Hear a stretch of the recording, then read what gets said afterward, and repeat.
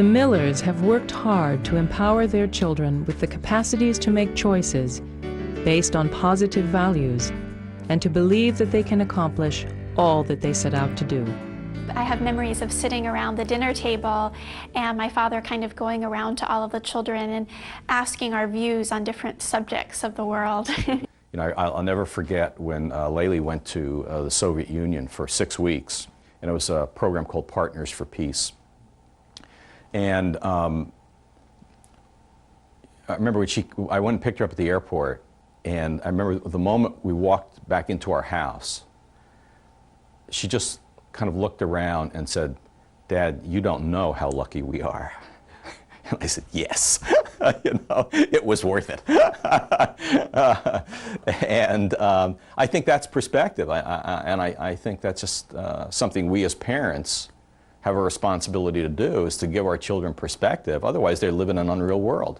My mother is very active in the community and is very involved herself in issues of civil rights, working on issues of justice, and I think that that example was something that was very inspiring to me. I know my husband and I ask ourselves, how did we translate our values of service to our children? And it seems that Layli really has adopted those values in a way that perhaps she learned at a very early age. So I think she felt like if she persevered and if she worked hard and if she put her high ideals into practice, that anything could happen, that there in fact could be justice. Layli now practices law in Washington, D.C. As a 23-year-old law student, she took on a case that would become one of the most important U.S. legal cases in recent years regarding women's rights. It began on the other side of the world, in the small country of Togo.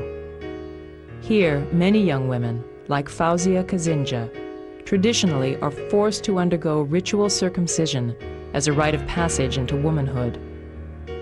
This ritual is also known as female genital mutilation, or FGM. Just hours before her ritual, family members helped Fauziya flee from Togo. She came to the U.S. to ask for asylum and protection from the ritual, which had killed her aunt and several friends. But instead of finding refuge, she was arrested and placed in detention. It would be almost 8 harsh months in maximum security before 17-year-old Fauziya would get her first asylum hearing.